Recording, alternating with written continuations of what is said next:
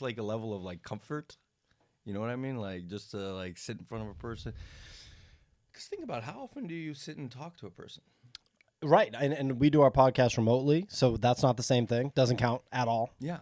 Yeah. Like never. Never. So only this. Only this. Only your girlfriend. So we good? Yep, we're good. Anyway, P.O., thank you for coming today. I appreciate it. My pleasure. Thanks for having me.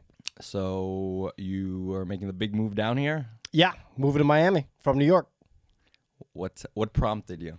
Well, we came down here to winter here, and it just kind of became pretty clear. Financially, it's like a no-brainer. It's just a no-brainer. Winter here. We were going to winter, yeah. First time I would use that term. My pied de terre. Exactly. Choose rich, baby. We're getting fancy. Getting pretty fancy these what do days. you mean? You getting? You are. Been fancy. Been fancy. Okay. Sorry. Wait, no, continue. I cut you off. Yeah, like and so the financial, it's like a no-brainer, especially in your crypto audience will know this, a bull run year. It just makes a lot of sense, and I think I came to the conclusion that I didn't want to donate money to New York anymore, and it's just a straight up donation at this point. And it just makes a lot of sense to come down here, set up the base down here, and then build off that base. I want to build off the base and build an empire off of it. What do you want to build? What are you building? What do you envision? I envision, I want to accumulate one property. I'm not one of these real estate boys, as I call them, that are completely obsessed with real estate, because I actually think that's like a mid-curve move if you want to use crypto lingo. But I want to get one piece of real estate because it would be cool to have one. And I think it's just funny, like moving down here will enable me to buy that elsewhere. I would buy down here, but I don't want to buy a condo here because that seems like a pretty cooked market, the Miami condo market. And I don't think I want to buy a house because I think, I don't know, I'm an out-of-towner, so maybe I'm completely out to lunch on this, but I'm like, I don't want the house to just get smoked by a hurricane or something, and all of a sudden I'm working on like rebuilding it or something like that. Like, I'm a digital guy. I want mostly digital stuff, so yeah. Okay, so let's revisit the condo. No, like I'd rather rent because like renting here is closer to free than not free. It's what? It's so cheap compared to like New cheap. York. Yeah, it's like literally closer to zero than it is to whatever, like 10,000 or something. Okay. So where are you gonna buy? In like probably Cape Cod. I'm from Massachusetts, so it'll be like a summer. From Massachusetts. Yeah, so like a summer property there. Oh, pied de terre. Okay. Yeah, a little something like that, a little vacay house, Really? Play golf. You're gonna buy a chill out. house to go once a month, once a year? Yeah, probably the summer, because apparently the summer here is really hot. I guess that's what people say. Yeah. So That's what people say. that's what people say. I don't know if I've spent much time here in the summer, but yeah. It is very hot. Okay. So you have family up there? Yeah. Okay. Not on the Cape, but like people that I know have Cape houses and stuff. So it'll be like a little retreat. So you grew up there? I grew up in Boston. Yeah, Boston area, North Shore, Boston. North Shore? North Shore, yeah. Nice. How was that? Yeah, normal. Normal? Tough. Tough? Yeah. Pretty rough neighborhood? Oh, rough neighborhood. No, are you kidding? No, I mean, well, no. The city that I grew up in is the city that Steve Wynn decided to build his first casino in outside of Las Vegas. Okay. So the dude looked at the whole country and was like, where P.O.'s from, that's where the most degen gamblers are from, Interesting. Really. I always think that's very interesting, I guess that is the thought process if you're going to build a casino, like where are the most degens? So that's where I'm from. Is like a place where North people Shore. They're in fucking North Shore. Degenerate gamblers, like the North Shore of Boston, yeah. I've been to Newton. That would be the opposite direction. That's like where Harvard professors and stuff live. It's a nice place. Okay. If you're from Newton, you're probably crushing it, Okay. Yeah, go look at houses in Newton. They are fancy. I've been to some houses in Newton. Yeah, very nice. Right? Very nice, yeah. Adam Schwartz lived there.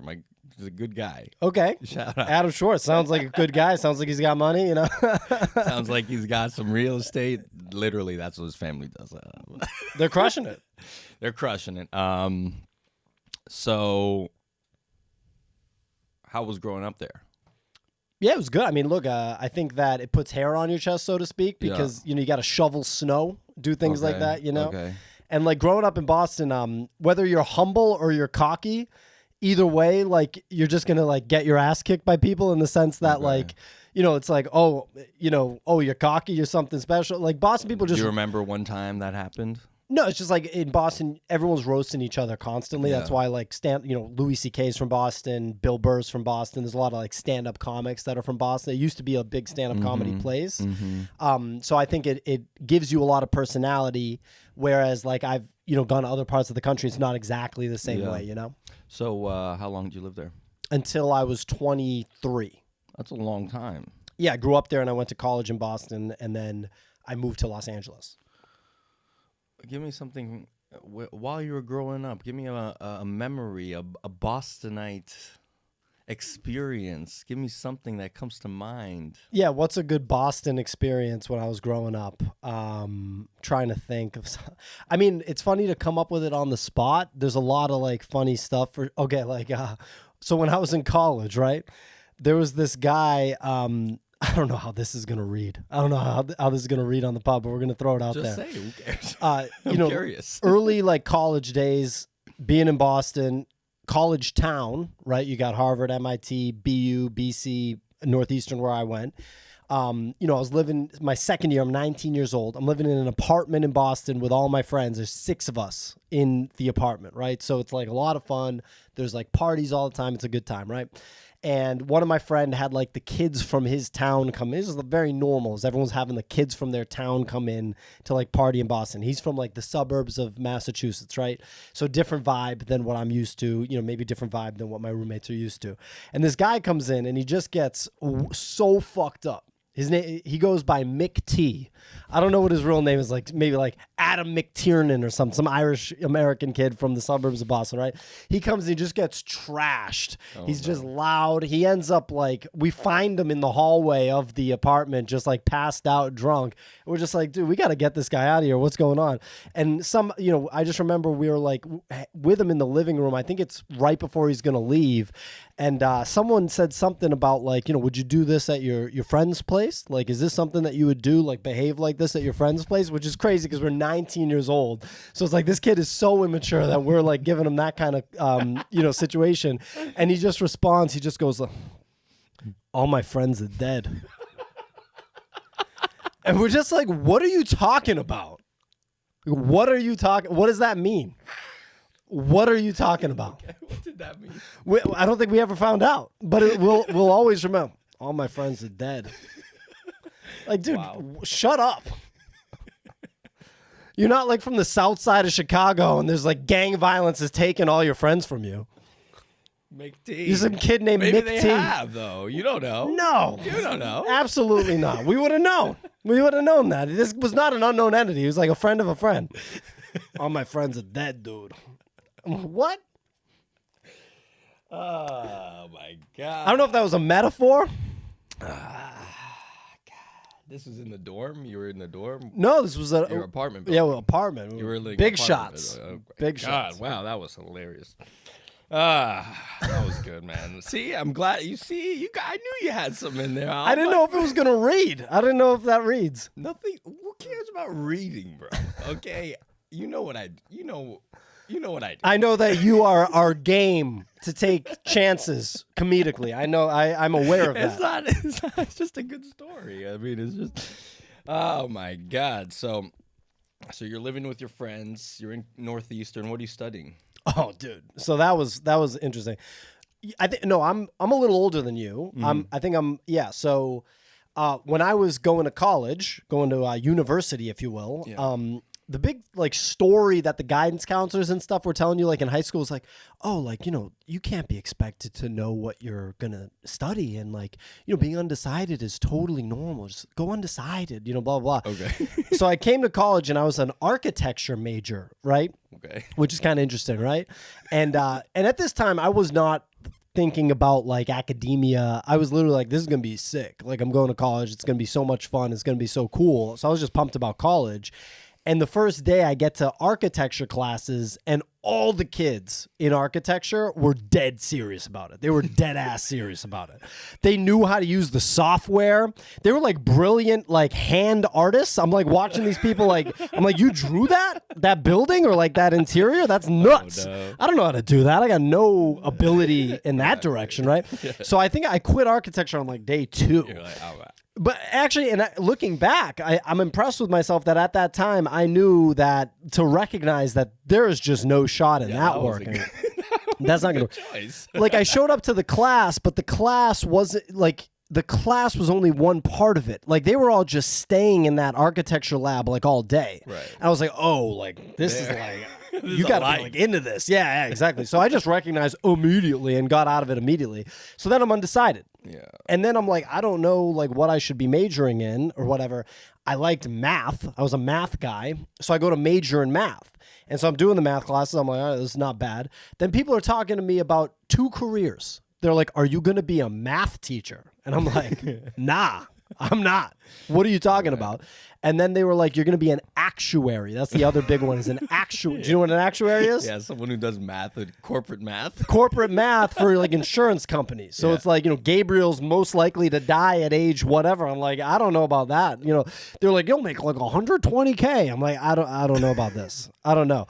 And then the other thing, the kicker on math is that after you get through like physics, calculus, linear algebra, differential equations, all these things that at least have some kind of tangibility to it, you just get into like deep mathematical theory, which is cool and it is like dope, but like you're doing like some Goodwill Hunting stuff at that point. It's a very hard major. And I was like, dude, I don't even know what the end game of this is. So what I ended up doing is I transferred into engineering pretty much just because one of my good buddies was in. He's like, yeah, it's not that bad. Like, whatever. You'll like, and I just went into it and I ended up graduating with an engineering degree. I never worked in it. I did internships in it while I was in school and made money, but recognized I was like, this is not going to be something that I'll do. The last like year and a half, man, it was so hard to like go to the classes and study and everything because it was like there was no motivation. And I had already started my music video directing career, which was my passion pursuit, We'll lead into that, but actually that's a really good college experience. Like it's not the one you wanted, but actually that if every person had that would be a great thing because you tried a whole bunch of things that you're like, I'm not going to be, in Atlas Shrugged. Dude, I was going pretty hard at that time. Like in college, like going hard, like just trying things and fucking up. Like, That's good. That's amazing. That's the best experience you can have in college, I think. Dude, one little story. When I went to transfer in engineering, I had to meet in person with the dean of the engineering school, which at the time I didn't totally understand the significance of, but now I'm like, that's actually kind of nuts that they were like, we're so unsure of this shit that we're going to have this, and I don't know if I can curse on here, but I figure. You can say whatever. Okay. Sure. I'm so unsure about this kid that we're going to have him meet with the actual dean, and the dean is some old academia buttoned up guy, right? And he's like looking at my transcript and everything, and he's borderline acting like I have like stage 4 cancer, the extremity of the situation, like, will he get through this? You know what I mean? And looking back, I'm like, dude, that guy's uptight. Like, holy shit, because like, I just transferred and I just did all the classes and graduated. Whoa, like, holy shit, so it was interesting. Yeah, I guess. Well, also, yeah, from that perspective, they take it very seriously. They do. They're in that world every day. They think it's the most important thing. Yep. And you don't have a lot of real world experience. That is your real world experience. Yep. So that's... Hey, shout out to Dean Scranton. Literally, they always referred to him as Dean Scranton. My friend that was in engineering with me, he's like, I think his first name might be Dean. Because Dean Scranton. It's like, is his name Dean? So you graduated as an engineer? Yeah.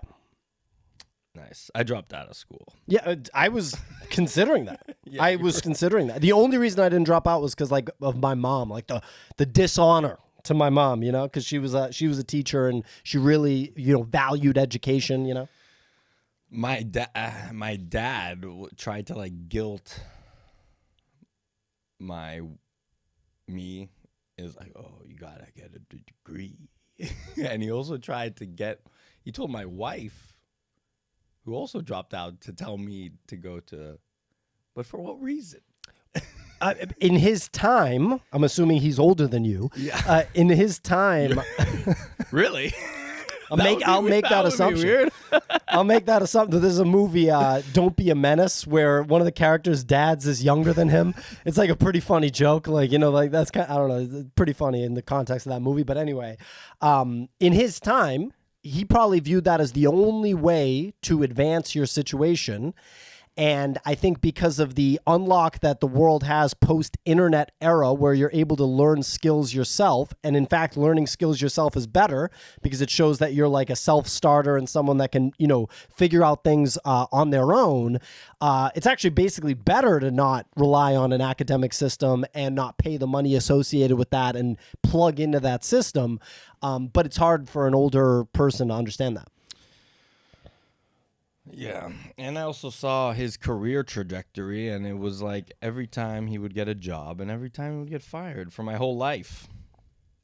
That can happen, man. My whole life, and it wasn't his fault. It wasn't like he was like doing bad work or anything. It was just like corporate politics. Like sometimes it was that he did too good of a job, and then the boss felt threatened, and he would get canned for it. It's like this is what I'm not going to strive for that. That's ridiculous. It's a weird setup.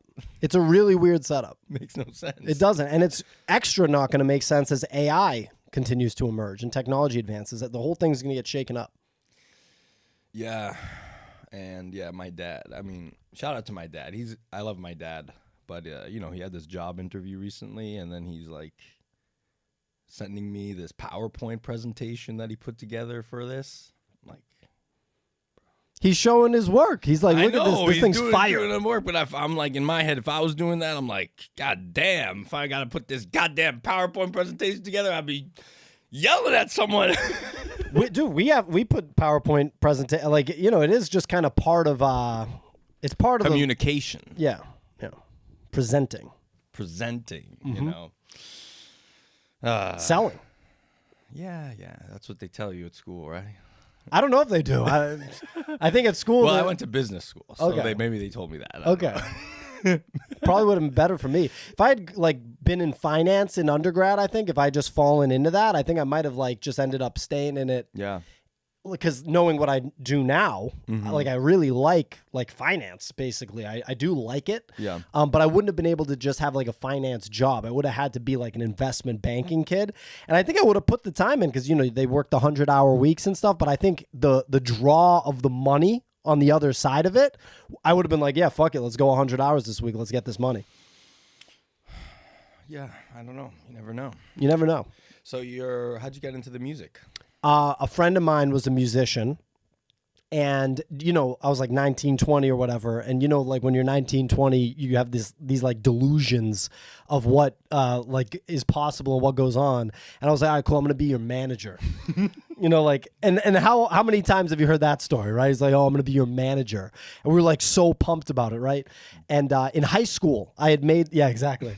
In high school, I'd made funny videos with my friends, like for fun, but then also sometimes for school projects. And people would think they were funny in class. Like, you know, I'd show it and it would almost be like, you know, you made a movie or something and you're watching the movie with the audience. And when the class would laugh, I thought that was like the best shit ever. Wow. And I remember one time I made one that flopped and it was like the worst. Oh, wow. You know, like, because you start drinking your own Kool-Aid. It's the same thing as like real directors. Like, I don't know if you're a movie guy at all.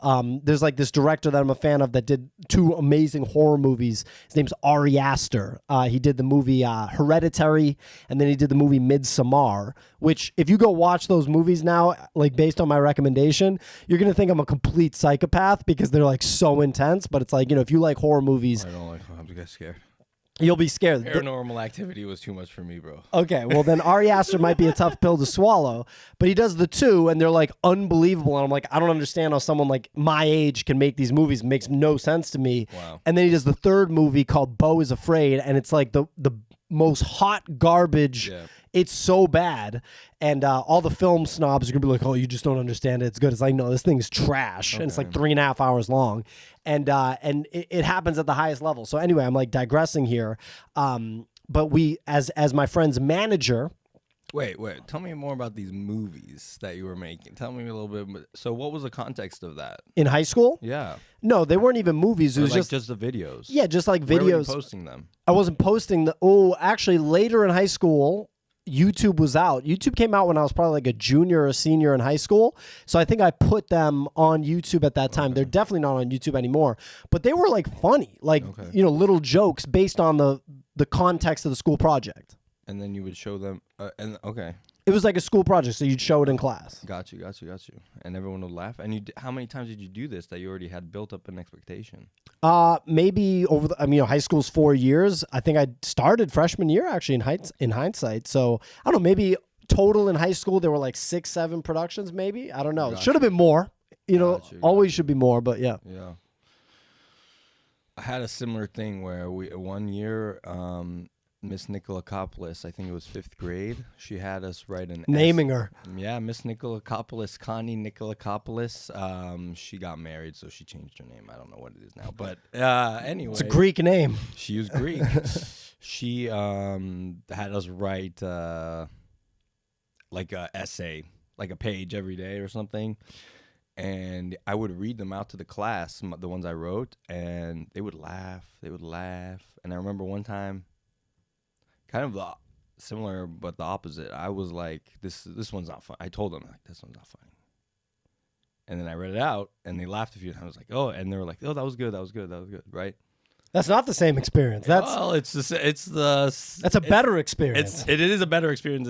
It's the same, the different side of the same coin in a way. Yeah, kind of. I mean, comedy writing, very challenging, very important, and maybe that's where your freestyle comedy writing now comes from, paired with performance.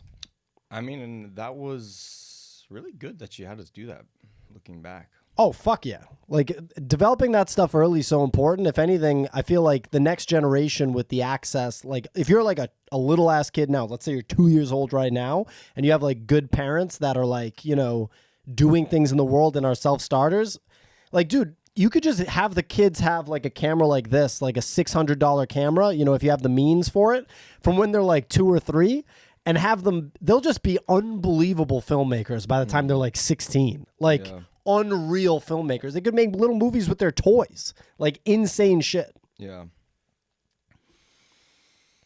I gotta give my daughter an HD camera. Oh yeah, I forgot you have kids. I'm like talking about this hypothetical. So wait, you literally have kids? It's a little bit difficult. She's starting to be able to take a picture. She's 3, so I mean. Yeah, that's young as hell. I mean, she should get into jujitsu, because I know you do that. I know. Marco likes to start them at 3.5, so she's just about. Oh, interesting. I've heard 2 is where you can start, but yeah. That's just his. I'm sure you could start. 3.5's late, dude. I think you missed the boat. You missed the boat.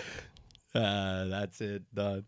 Nah, but just when they do it that young, it's not even jujitsu. It's just like kind of like they just like play wrestle, and the Marco does it like he does it like games. So like, and also like animals. So like, you do it like a gorilla walk and stuff like that, and all that stuff like just translate like developing their movement.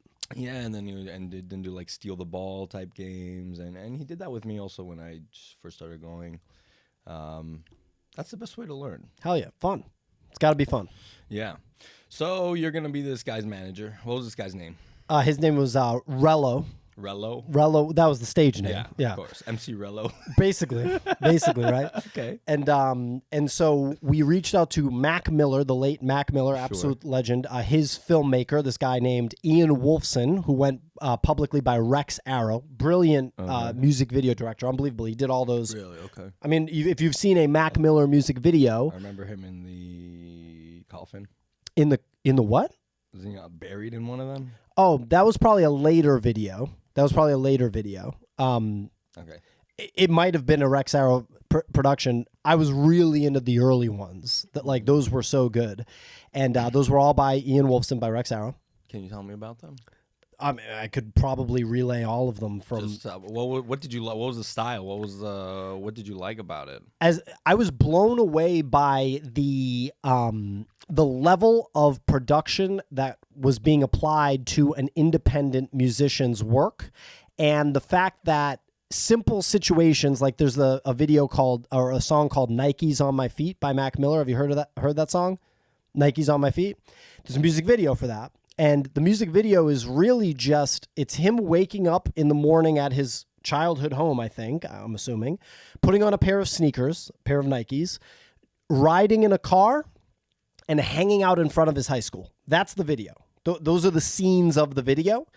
And it's shot on a Canon 5D Mark II, I think, which was call it $2,000, $3,000 camera at the time, which is obviously like a hefty price tag, but it's not an unattainable, like you could work $100,000. Exactly. You could work a job and buy one, or you could buy a used one, probably for like $1,300 to $1,400, right? The lenses would be expensive too, but like I was in college, I had a job at Nike Town, making some money there. I ended up getting internships where I made money, so I was able to buy one of those cameras later, right? But I didn't have one at the time. Oh, you can also rent them, by the way. You could rent them for not that much money. And I was just blown away by how cinematic the videos were. I was also blown away that they were shot on cameras like this, which is now the norm, which is what looks like a photography camera, but is one of the best video cameras that you could buy. I assumed it was some large, long, really a broadcast camera. Steven Spielberg. Yeah, shit. Steven Spielberg or like the news, like that type of thing, right? And I was just blown away by it. And I couldn't believe that you could take like something simple. It's actually really good if you're a filmmaker, which I'm assuming not much of your audience is, because if you have a crypto audience, people are just trying to like, do crypto things. But if you are a filmmaker, a really great exercise is to take an insanely simple scenario and try to make it compelling and cinematic, because that's kind of what filmmaking is. It's not about blowing up like a car and having like Nicolas Cage fly out of it or something like that. It's actually more about just making a simple situation compelling, because if you can do that, you can scale it up no matter what your movie is. Okay. That's interesting. So you like the simplicity of it? Well, I just like the whole thing. The whole thing blew my mind. So you like this? Well, when I saw a music video, especially when I was younger, I was like, this is dumb as hell. Really? Me personally, I mean, like, I was like, I don't know. Like, I never really... It wasn't a medium that spoke to you. I just thought it was, like, I really... You, on the other hand, like, really appreciated it. Like, for something, like, I was like, this is like some ladies dancing, lip singing their song, basically. Like, that was basically a music.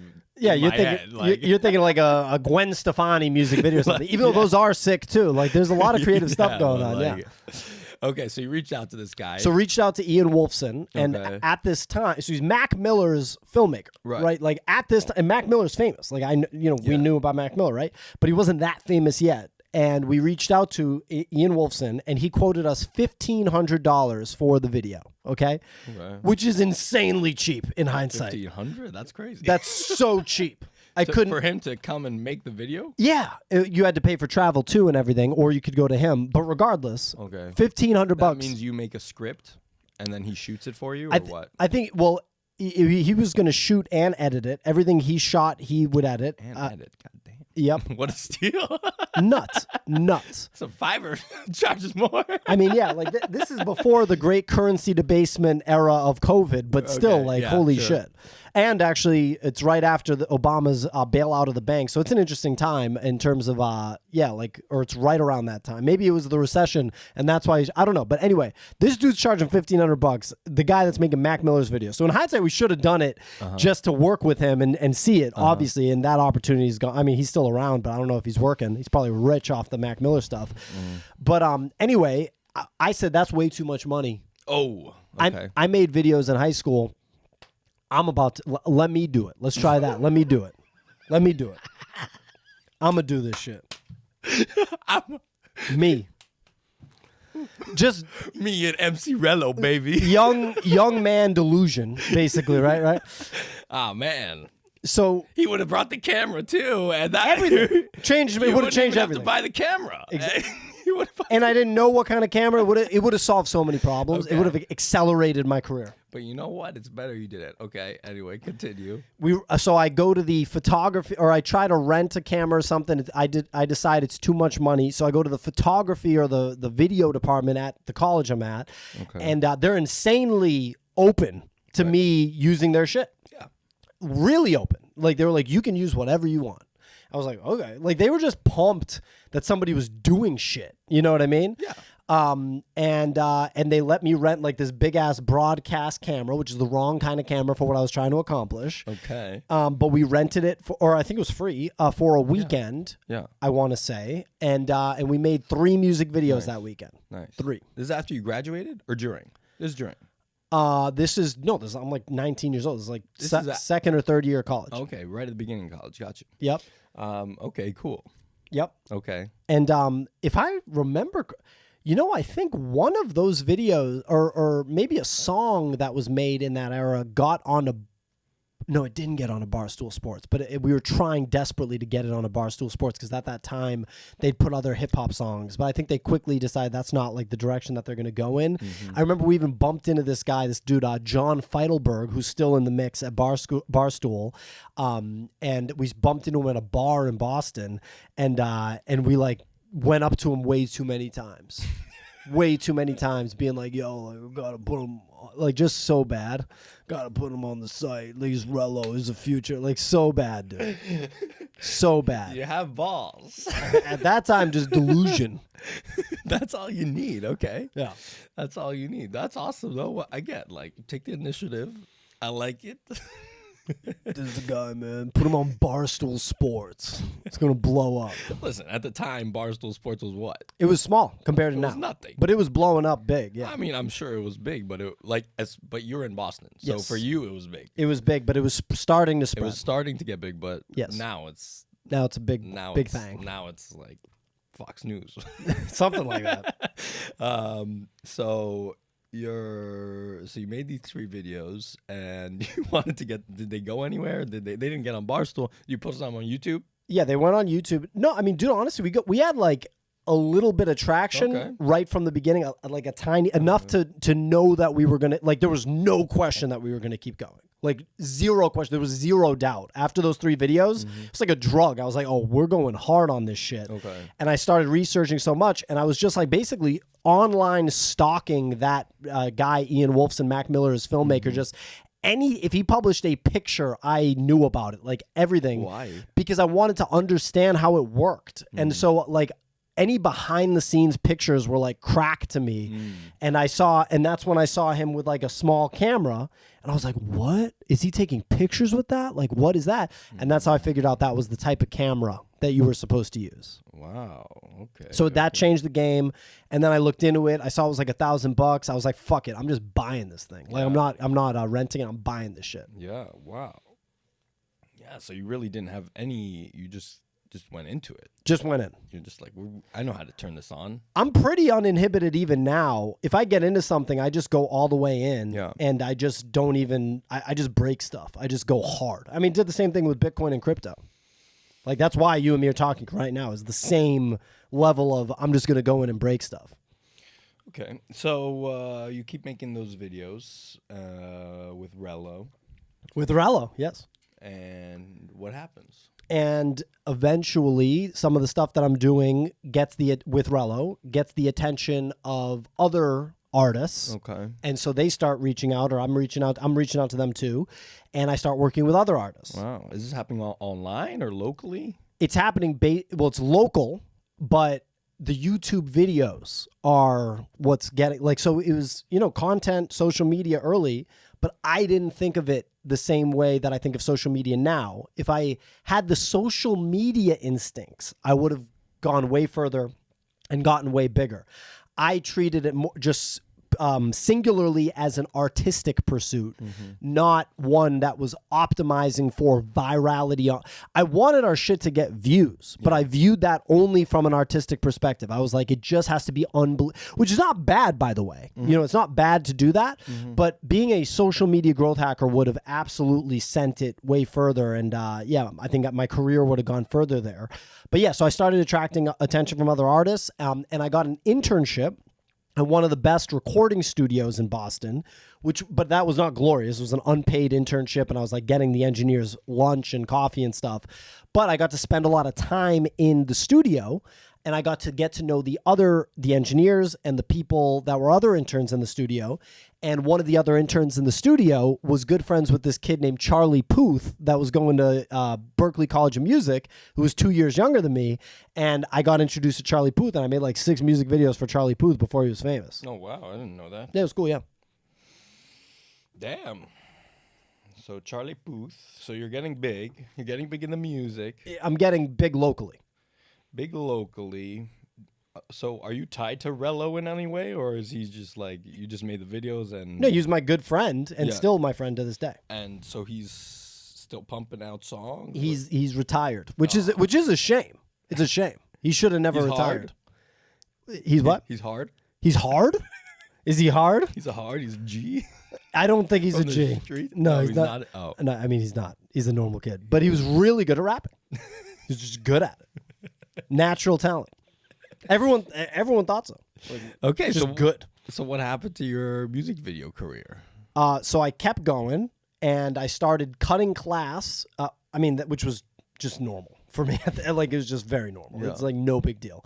So I'm just cutting class to go to New York. Taking the Fenghua bus for $10 from Back Bay Station in Boston to Chinatown in New York. That was gnarly. And I'm going and shooting videos in New York now. So it's spread from Boston to New York. Who are you shooting for in New York? Different artists, label artists. What was the first one? The first one was this kid, Dylan Cooper. Okay. Who's still a musician to this day. He never gave up. And quite frankly, he's not going to see this. He should be further than he is. He had the talent to go further.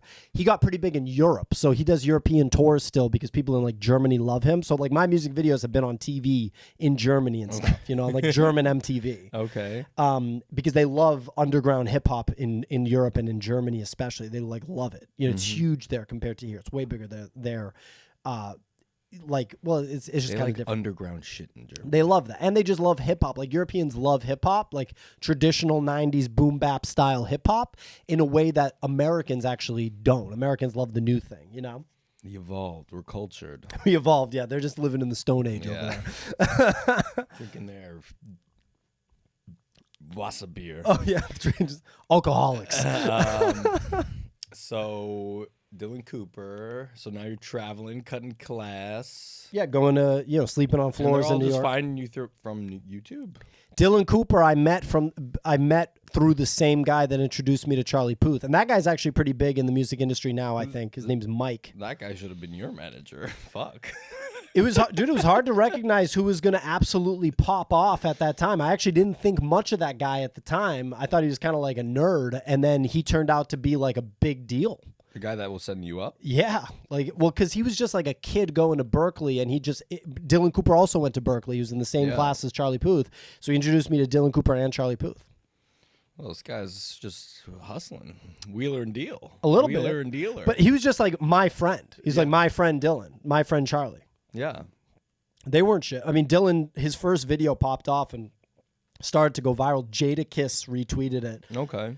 So then I just really wanted to work with Dylan. So I did his third music video and fourth and fifth and sixth. And Okay. So you're working with Dylan. And then who else are you getting?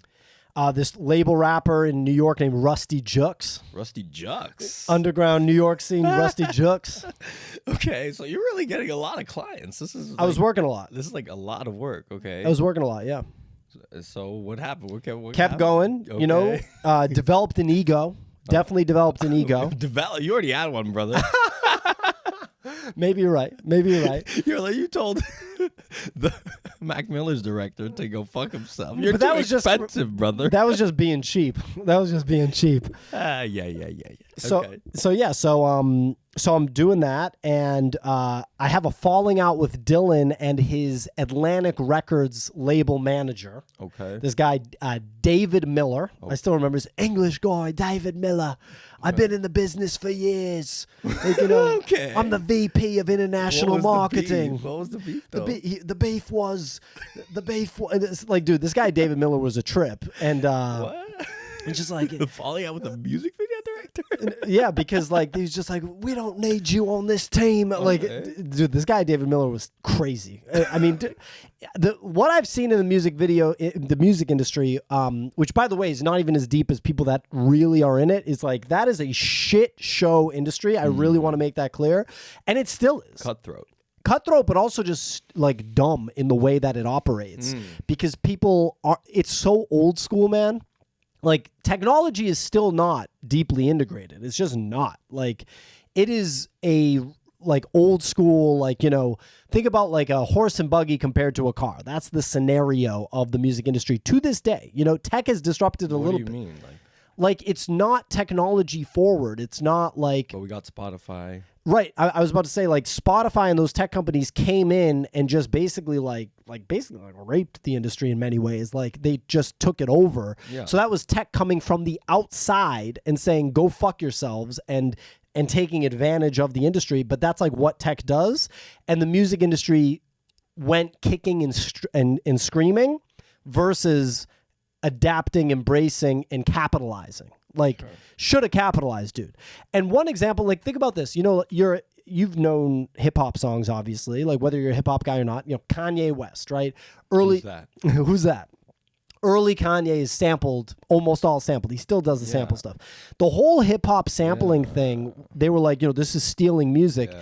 It's like, dude, you could have just figured out a royalty, like a share, just immediately in the early 90s, and everyone would make money from that. Exactly, dude. And like they pushed back on that for like 2 decades, basically, and kind of still do. If anything, I feel like now, Vanilla Ice, Ice Ice Baby, right? Like, come on, that's Under Pressure by Queen, you know, David Bowie.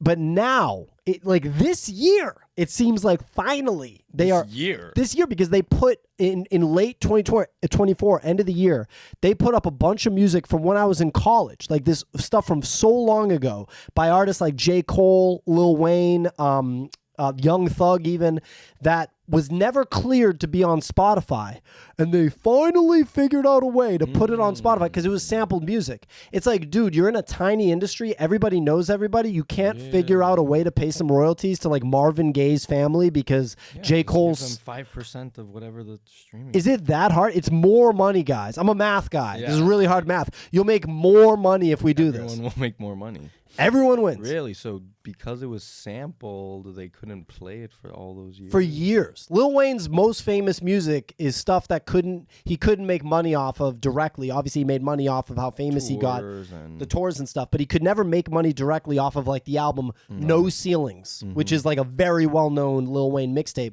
because every song on that is just him remixing a known song and making it way better. Right. So. Yeah, because that really went away. All that sampling stuff. Yeah, because you had a financial incentive to not do it. Okay, so deep dive on music here. No, that's really interesting. I mean, you have these. I mean, it still impacts today, even with the YouTube. I mean, the copyright and the DCMA takedown. Like, people make a 3-hour video, and they put in a 10-second clip, and that the whole video is demonetized. Like. Yeah. Why? Not that you were going to make any money off it anyway, because like you have to get just millions and millions of views to make any reasonable amount of money. But yeah. Well, Rogan and stuff. He makes money. Rogan. He makes money. So you're in the music industry. It's cutthroat. It's a shit show. You're beefing with the manager. And then I moved to LA. Why did he just wanted? It was just an ego thing. Partially, but it was also a lot of it came from the artist, honestly.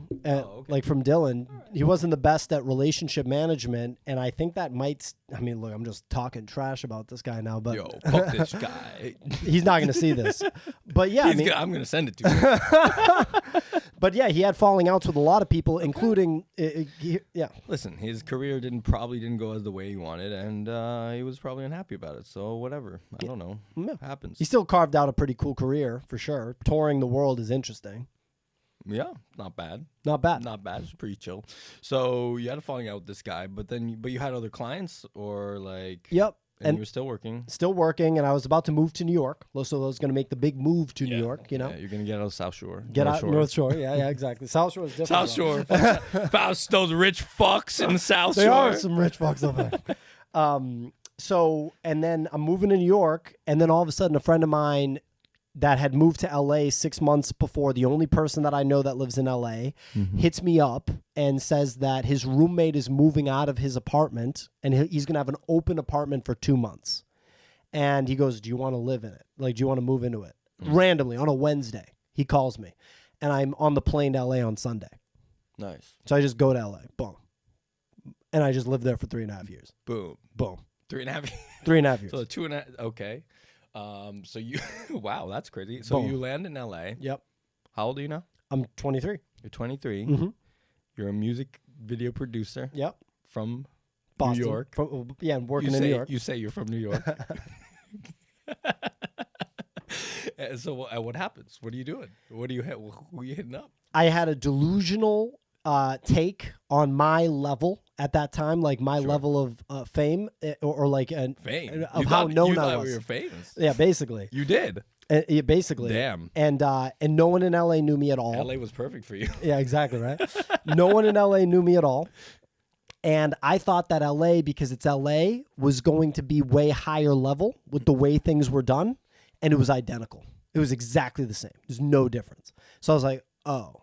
So all the bullshit I just put up with in New York and all of that stuff that I just did in New York, it's exactly the same here, except the difference is I have zero reputation and nobody knows me here. And everyone's a douchebag because it's like the LA entertainment industry. And it's well known that everybody's a douchebag. And then you get there and it's like, oh, everyone's literally a douchebag.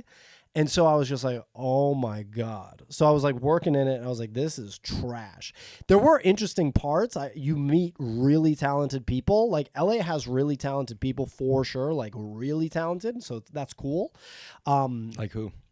I mean, I met like this guy that I don't even know where his music career went. I don't know how it didn't go anywhere, but this guy was just this really talented musician that was working with big hip hop artists and was performing all over the world at that time, including in Asia. And, you know, he would just do cool shit like Daft Punk type shit where he's got like a tube in his mouth and he's playing the keyboard and singing into the tube and it's going all digital. His name was like Esco was his name. Okay. But who knows if that's still like what he would go by. I don't know what his real name was. And like, where's that guy? Like literally, where's that guy? You know, he's probably a producer. He must work in the music industry. He must. There's no way he doesn't. But yeah, cool, interesting people that were talented. A lot of people that thought like, I met USC film graduates that all thought that they were like Steven Spielberg. It's like, well, where are those guys today? Because I ain't seen your movie, bro. And that was like 15 years ago almost. So it's like, I haven't seen your movie, dude. Yeah. Well, movies kind of died around that time. Kind of, If you graduated around that time going into the movie industry, you were fucked. Kind of. You just you were always fucked. I mean, you were always fucked. You just had to be insanely good and humble. You had to be on YouTube. Yeah. On YouTube is the answer. That's the answer. So you're meeting cool people, but like, how long did it take you to figure out that it was just the same old? I figured it out right away. I hung around in it for months, but then I ran out of money. And I was like, I don't want to just go back to Boston after like 5 months or whatever, 4 months being here. Okay. And so I got a job. I got a job in sales. And because I was like, I need money and I want to buy a car and blah, blah, blah. The car is going to make a difference, you know, like all this shit because it's LA. And then I started working in sales. I started making money in sales and I started receiving positive feedback and positive reinforcement from my colleagues in sales, which I was not receiving in music at all because it's just a shit show industry. Yeah. And all of a sudden I worked at that company in sales for like 3 years. What were you selling? I was a headhunter for a recruiting agency. So I was like, you know, getting commissions off of placing candidates at companies. You were like an AI ZipRecruiter. AI? Pre-AI and pre-ZipRecruiter. Definitely pre-AI. I mean, people still do this job today, but yeah. I'm just saying, AI agents have replaced that entire industry. They will. Yeah, so it's just like reaching out on LinkedIn. Well, yeah, I mean, there's a bunch of techniques, but yeah. So you really like that, or you just like the compliments? I like the money, and I like that I was getting... Well, I also saw value in getting better at communicating and persuading, because I'd heard Quentin Tarantino talk about how he read a book on how to, like, sell scripts, I think. I wonder what that book was, but Tarantino understood the concept of persuading producers and persuading people to give you money to make a movie, because that's actually a huge thing. You have to do fundraising. You sold True Blood to fund his first movie. True Romance. True Romance. Yes. Well, in that one, he sold the script, so he made money. Yeah. But then you go make Reservoir Dogs. You have to persuade a studio to give you X amount, $3 or $4 million to make Reservoir Dogs. Yeah. That's kind of crazy. Well, paid off. Yeah, I'd say so. He's like the most successful director of the past 25 years. Yeah, Mr. Pink. So, and did he go to UCLA Tarantino? For film? I think he dropped out of high school. And he was working at a video store in the South Bay. And he moved to Hollywood and he took a leap. He was on Joe Rogan recently. I was listening to that, so. Yeah, that was a good one. So I just got lost. So yeah, like I'm doing this sales thing. I mean, diving into my life is kind of boring, but like, you know, from here, I moved back to New York after. It's not boring. I just mean, I think about it in the context of a crypto audience that just wants to know. I don't give about what the audience. I'm personally interested. Okay. In the backstory. Fair. In the legend. Sure. As anyone who has listened for the past however long we've been going, they want to get a little bit of context on Pio over here. They don't want to jump like, oh, I just bought all this Bitcoin one day. Wow, motherfucking genius. You wouldn't know about Charlie Puth. Okay? Fair. I will do the talking from now on. Okay. I'm listening. Okay, so you're in the job. I'm in the job. And what happens? Years go by, start making money.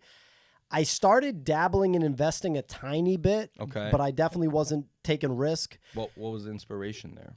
Well, just like I had money and like, you know, you knew that you had to, like, there was some knowing of like planning for the future. Not nearly as much as I should have. And if I'd gotten into Bitcoin at that time, it would have been crazy. Because that's like 2016, 2017. Said everyone ever. Right. 2016, 2017, the run up and everything. I found out about Bitcoin while I was out there in like 2014 because a guy that was roommates with one of the guys I worked with at that firm was mining it. And that guy ended up never holding it. So he's out. Like maybe he's back in now, but he did not capitalize on it. Oh, damn. But yeah, so anyway, so I'm out there. I like SoCal at that time. I was like living in LA is sick, you know, and no snow. No snow. I should have trained Brazilian Jiu-Jitsu out there because Crone Gracie's gym was now in hindsight right near where I live. So I could have been training with Crone, but I didn't. I totally should have. But yeah, LA was sick at that time. And I moved back to the East Coast after 3.5 years there just for family purposes. And I always wanted to live in New York because I had that previous New York experience and I thought New York was a cool place. So I moved to New York after I quit that job because I was like, I don't want to just keep doing this. This is like not. It's not a career. It is a career, but after my skills got to a certain level, I was like, I've kind of taken everything out of this. I've wrung this towel dry in many ways, and I don't want to just keep doing this, dude. It's like hard, back-breaking work, basically, to make $100,000. You could get it up to 200 or 250, but you really had to give your life to it. Yeah, it's a lot of work. So you're 27. Yeah, exactly. I'm 27. I moved to New York, and this is the dark period, Gabriel. Oh. The 2018 to 2020 is the dark period in New York. 27 is a hard age. It's not even. Well, it's That's just when most people die. Well, Janis Joplin. I know Mac Miller, Jimi Hendrix. Yeah, there's a lot. Jim Morrison. There's a lot. 27 Club is deadly, and so this dark period, I'm doing recruiting like I was doing at the sales firm, but I'm doing it internally at companies. So I'm like a corporate recruiter. And that was so bad. And there's no commission. That was like hell. And no commission. Ooh. Yeah, because you're internal. Internal. It was like rough. Salary base. And the jobs just sucked. And like people, I had never seen the corporate world because like being at a sales firm. Different. Being at a sales firm is like being on a sports team. On the floor. Everyone's calling. Yeah, cooking. And everyone's like getting. The manager's like, come on, guys, let's fucking go. But it's like fun. It's like, baseball, like being in the bullpen or something. It's cool, Being in a corporate job like that, everyone was like miserable. And I was like, hey. I was like, how we doing? Like, you know, people like didn't like me. Like Groucho Marx and like, hey guys. Dude, straight up, that was like what it was like. And people were like, is this guy okay? Like, you know, like, cause I'm just like going off.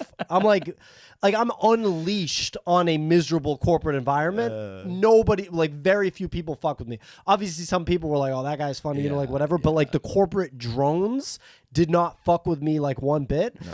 I mean, obviously there were funny, like bright spot moments and stuff. Obviously it wasn't just all bad. But largely the corporate, like, dude, some of these environments were crazy. I ripped through like 3 jobs in 2 years because it was just such a shit show, such a disaster. Yeah. And so I was like, dude, I got to do something creative. I can't do it. So I was like, I'm going to make cooking videos. Like, and I'm going to take the music video style and like the hip hop style and apply it to the cooking videos. Cause like, I like cooking. It's like cool, you know, Italian American, whatever. Nice. But I wasn't that good at cooking, you know? And so I had to like get good at cooking first and then making those videos and editing them yourself. Again, there were bright spots and there was some cool stuff, but it was like so much to do after working in front of a computer all day for the job. So I ended up never getting anything out the door. It was like this never publishing hell. I think if I had published one video, I would have gotten the snowball going, but I just like never even. You didn't even get one out. I got some photos out on Instagram, but that's like not even what I was like really trying to do. Yeah, and it was just like kind of like not good. But even with the Instagram, I got like a little bit of traction, but it wasn't enough to like really go. And then COVID hit, and I was about to maybe lose like one of the jobs that the recruiting job I had. And I was like, this is bullshit. This sucks. I stuck around in New York for way longer than other people did during COVID. But after like, months, I was like, well, so you still can't do anything. I'm still paying New York rent. This is not good. I might lose my job. And I moved back to my mom's house in Boston. And at that time was when I was getting into Bitcoin. Like when COVID hit the first weekend of the New York shutdown, I said, I'm not going to just watch TV. I'm not a video game guy. I'm not going to do that. I was like, I'm going to learn about something. And I don't know why I started watching videos about Tesla and about Bitcoin. Don't know why. Just started watching videos about it. And I got it, took it seriously around the same time. Yep. So that was like April. I bought my first Bitcoin, my first Tesla in like April 2020. That's around the same time I got interested. So you're with your mom. And I'm just 30 years old. Yeah. 30 years old. Like, fuck. Yeah. I'm in the basement. I was in looking the attic. At internet money. Well, I was in the attic. But I actually viewed that time really positively. Yeah. Because I was like, well, shit, at least I'm stacking money now because I'm not paying New York rent. And I never lost that job. I didn't end up losing that job. So you work remote? So I'm working remote and I'm just stacking money. Well, everyone's working remote, right? It's COVID. In blue states, everyone's working remote.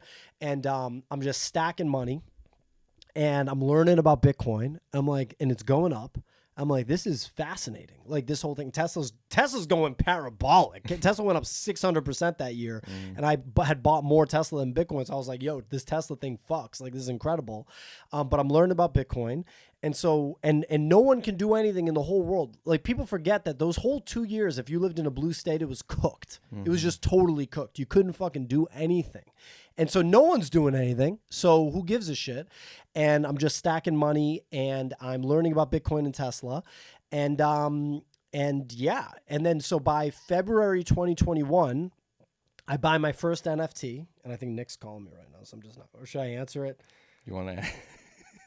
Oh, no, it's not Nick. Never mind. It would have been funny if it was Nick. It's my buddy that's going to take over my New York apartment when I move here. Okay. We can talk to him after. Okay. And so anyway, February 2020, I find out what an NFT was in late 2020 when I hear the Koch Foster twins go on the Anthony Pompliano, the Pomp podcast, and they talk about digital art in the form of NFTs. That's in like November 2020. I'm like, that's interesting. I don't buy anything. I don't know what to do. Beeple drops, in hindsight, Beeple then dropped his first collection on Nifty Gateway in December 2020. So, $1. Right. I was right before that, but I didn't know, and I didn't know how to do it, and I didn't know who Beeple was. And then February 2021, the NFT stuff's really starting to get hot, and one of my friends that I taught Bitcoin to, because I was such a Bitcoin expert at this point, less than a year in, but I taught him about Bitcoin, and then he bought NFTs for the first time. And when I saw him buy an NFT, I was like, fuck it, I'm going to buy an NFT. So I buy my first NFTs in February 2021. And then the same friend basically pushed me to make videos about NFTs in March 2021. So I owe that guy a lot. And I make my first NFT video in March 2021. I post it on YouTube. I put it in the Nifty Gateway Discord. People have, even like 2 or 3 people having a positive reaction to it was like huge for me at that time. Sure. So I just go hard on making NFT videos immediately. I'm just like doing one every fucking day. And then later that year, I get introduced to Nick and we start this business. And, 3.5 years later, I'm talking to you. That was the same thing. I got into crypto. I started making videos almost immediately. Yep. Yeah. Before that, I was also I was doing hummus. You told me about this. That's very cool. Food stuff, just like me. Food But stuff. you're eating the food. I was making the food. Yeah, I was hungry. Did I talk about the Chickpea challenge? I don't know if you talked about the Chickpea challenge. So I also during COVID, so I would go around and I wanted to make content. So like I had tried to do like marketing content like before that, whatever. I didn't know what I was doing. I was dumb. You said you were rich? No, I was retarded. Oh, okay. I was rich. I was so rich. I thought you No, just I was slipped that dumb. in. I was like, I didn't know that. what I was doing. Like, I was making like marketing content. Like, I am some marketing guy. I have no idea. So, whatever. And then I got into the hummus. So I really like hummus. So I would go around to all these different hummus places. You're in Israel at this time, Yes, I'm in Israel. right? The hummus is probably pretty good over there. Holy shit. It's really good. And I was living in Tel Aviv. And yeah, I would go around to these different hummus places and review them. The taste, the texture, the service. If they would give you a cup of coffee at the end, like. Is that normal? Is that a traditional way to do it? You have coffee after a hummus? The best places, it's like a whole experience. You order hummus and they give you pickles, they give you a spicy, they give you pita, and some of the best places, they give you a little coffee at the end if you want. Shout out Hummus Abu Dhabi, Dizengoff, right by Dizengoff. In Abu Dhabi? No, in Tel Aviv. Okay. Hummus Abu Dhabi, Dizengoff Center. Give you a little bit of coffee at the end. That's what I'm So that sounds like talking your winner about. of the hummus It's reviews. not the winner, but that is definitely one. There's so many good places. Yeah. The actual best place that I liked, Hummus Abu Adam, the Hummus Mashawsha, which is a stewed chickpea. They really cook that chickpea. They don't really do it here, but when they cook that chickpea, it gets so soft. It gets buttery almost. It melts in your mouth. And they put a little bit, and they make it sour with some lemon. That sounds good. With some hummus. I'm a big food guy, so. Delicious. So one time, this I would say was the culmination of the hummus journey. Hummus content journey was we did the chickpea challenge. So one of my favorite places, a different place, Gargira Zahav, which is in Shuka Carmel, which is you know what a shuk is? It's like Yeah. So Shuka Carmel's in Tel Aviv. It's there's a market, there's all kinds of things there. But this place is really good. And I went there I made a video there previously and I posted it and the owner loved the video. He's like, "This is so good. I love this." It's like and every time I would go, he's like, "Oh, the hummus guy." So forever you're in his good graces. So I'm like, "Yo, can I put together a hummus like a eating competition?" Wow. And he's like, "Yeah, of course. Come, we'll do it after we close. I'll give you all the hummus." So he was super into it. And you got contestants? So it was me and 2 other guys. I asked my friend Max Hockley. He's a content creator, silver picker. He's really big on like coin collecting and stuff on YouTube. Collectibles. Not collectibles, like coins. Right. Yeah. But Yeah. those are collectibles, right? Yeah, sorry. I don't mean like Pokemon cards. Yeah, no, but I mean, like, he's also into Magic. That's how we met. But he is Magic the Gathering? yeah, Magic the Gathering. But yeah, like,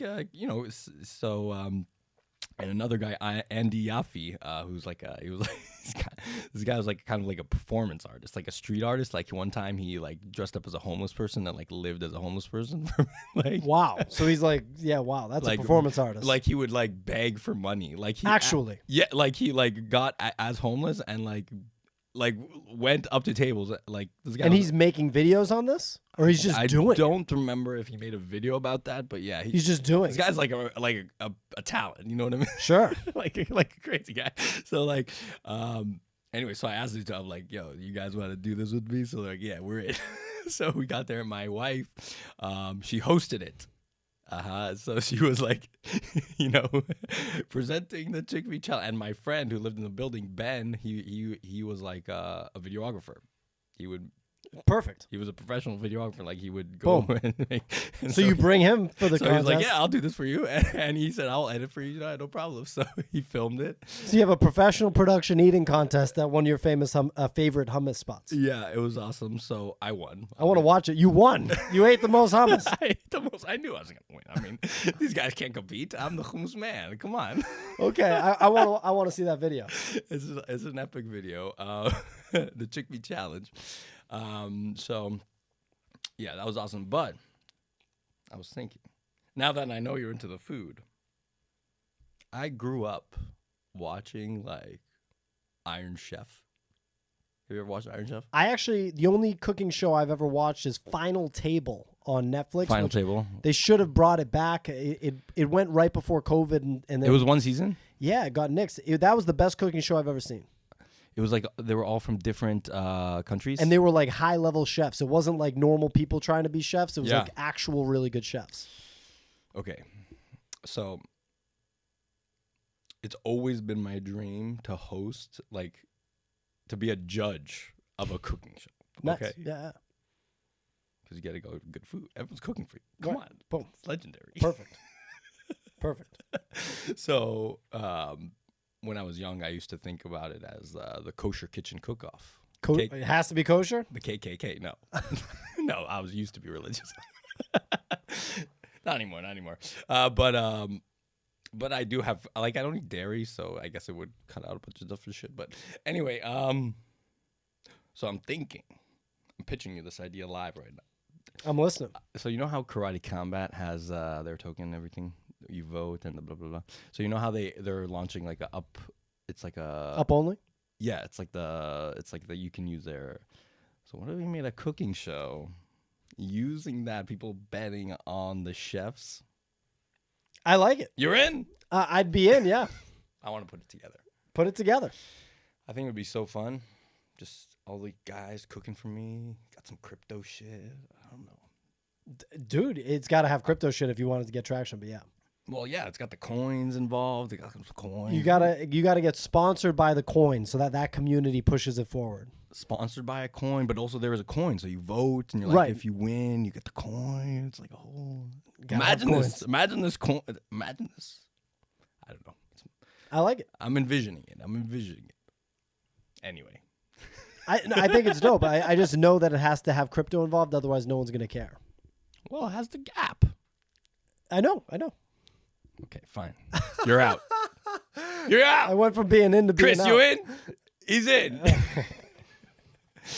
Okay, so you start making videos, and then how'd you meet Nick? Nick, he got in. So one of the guys I was making videos with, this guy, at this time he went by Sophisticated Art Speculator. Then he changed his name to Kicks.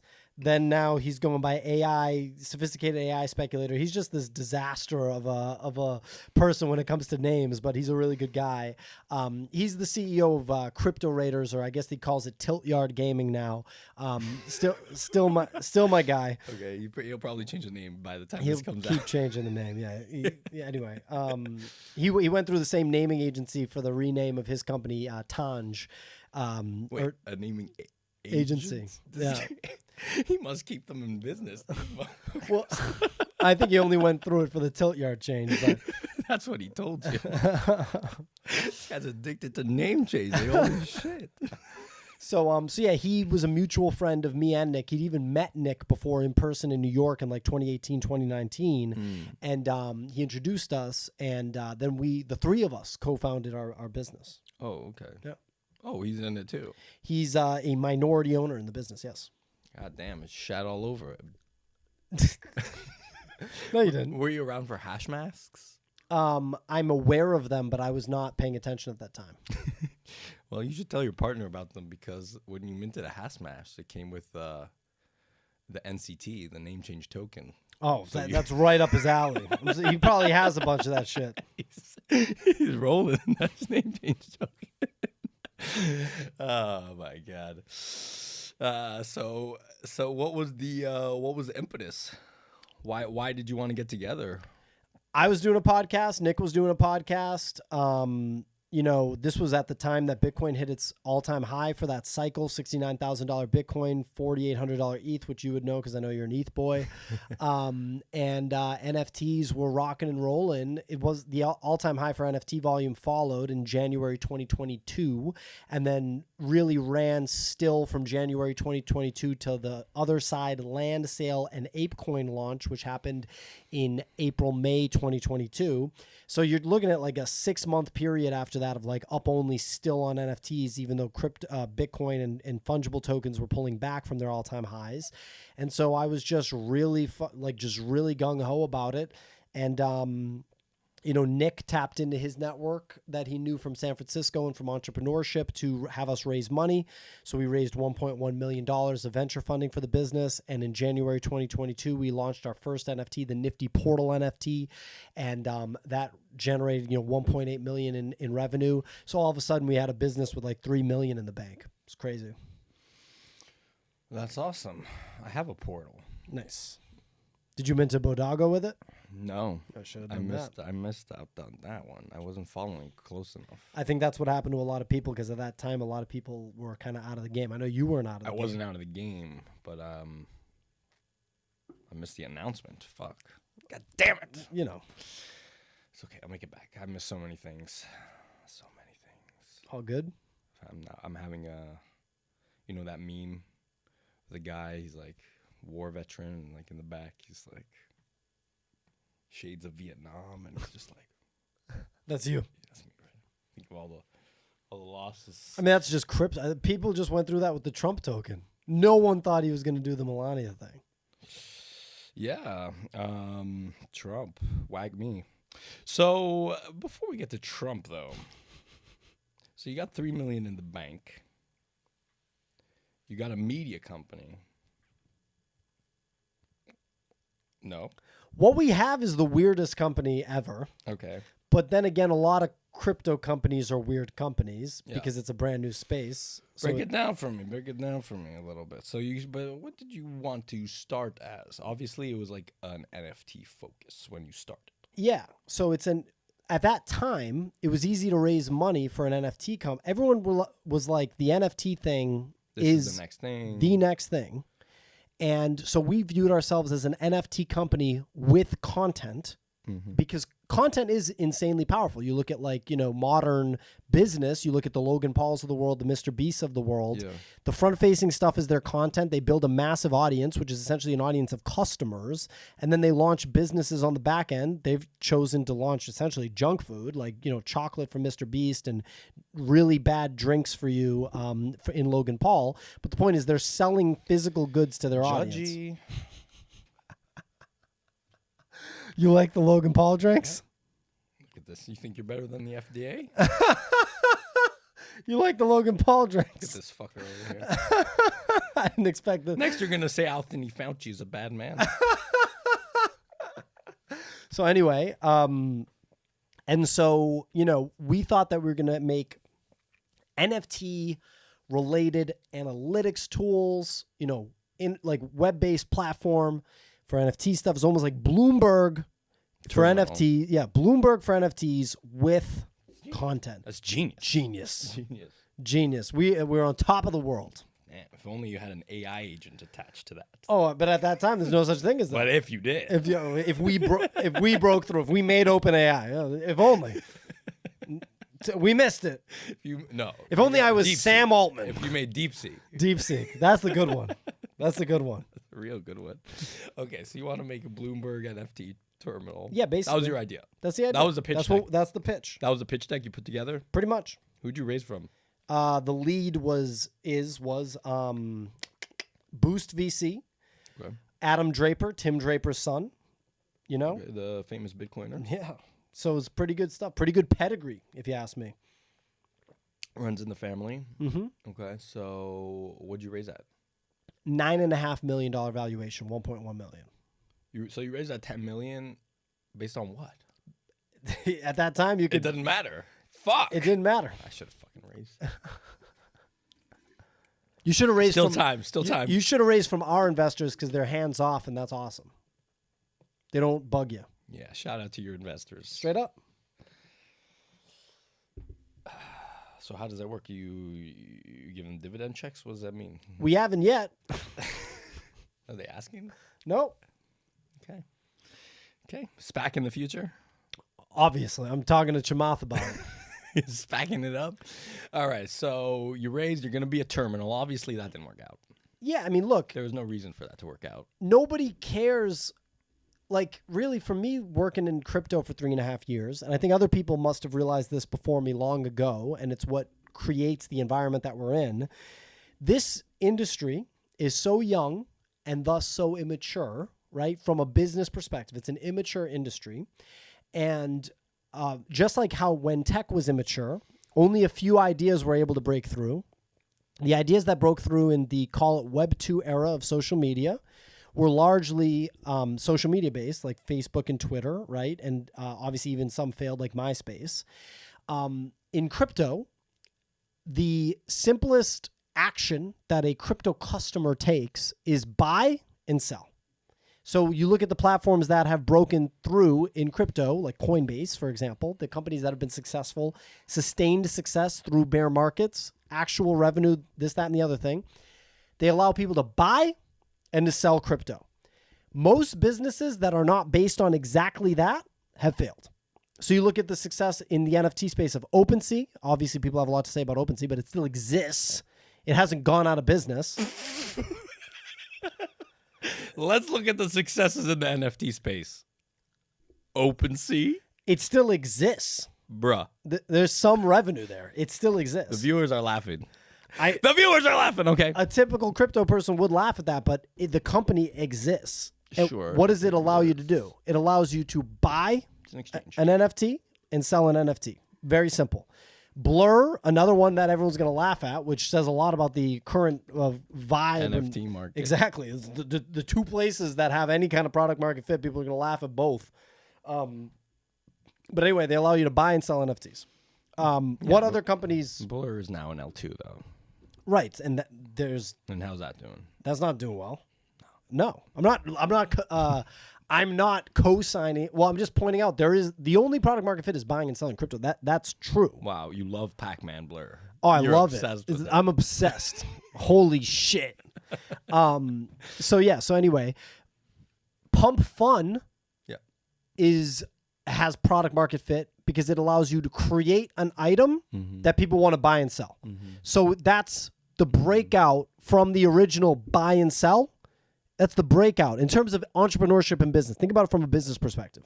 The original use cases or the original business model that has any product market fit is buy, sell. That's it. Give people some place where they can buy and sell. That's all, right? Coinbase. You can buy and you can sell. That's it. The next level of that is you can create something that people want to buy and sell. So on Coinbase, you could buy and sell the tokens. This isn't a niche vertical, though. Because the ultimate one is just a coin. Yeah, create the coin. Pump Fund gave you the platform to create the coin. Bitcoin, ETH, Cardano, Yeah, Polkadot. But Bitcoin is a commodity. What about Polkadot? It's not a buy and sell. What is it? It's a not security because it's a new thing. I'm just saying I get what you're saying about the buy and sell, but there are other. Now we're getting into crypto theory, which I love. This is juicy. Let's go. So check it out. Okay. I'm talking about the platforms that people make, right?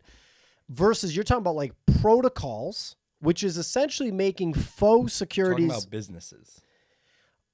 Yeah, they are not securities. Actually, not. This isn't the whole not securities thing. It's not that, because securities laws were made like in 1933 or something. So there was nothing like this at that time. So these are not securities. I actually liken Polkadot to an orange, typically. To an orange? Yes. What do you mean? Like a commodity? That's a securities law based on oranges. Oh, right. The Howey test. Yes. Okay. So anyway, it's not a security. It's not a commodity. It's some new thing. Yeah. Maybe some of them are commodities. Like Ethereum allegedly is a commodity now. Cool. Works for me. I'm down with that. I think it's interesting to make those things, but Yeah. So, I mean, that's some sort of you made something that people are going, you made essentially a network is what they are. They're networks. Yeah. You made a network that builders can use to build. So it's kind of like if you made a programming language or you made an internet protocol or something like that. And I'm not a software engineer. I don't have deep knowledge on that stuff. And a lot of crypto people do have deep knowledge on you this. were an engineer. It was civil engineering. Sorry.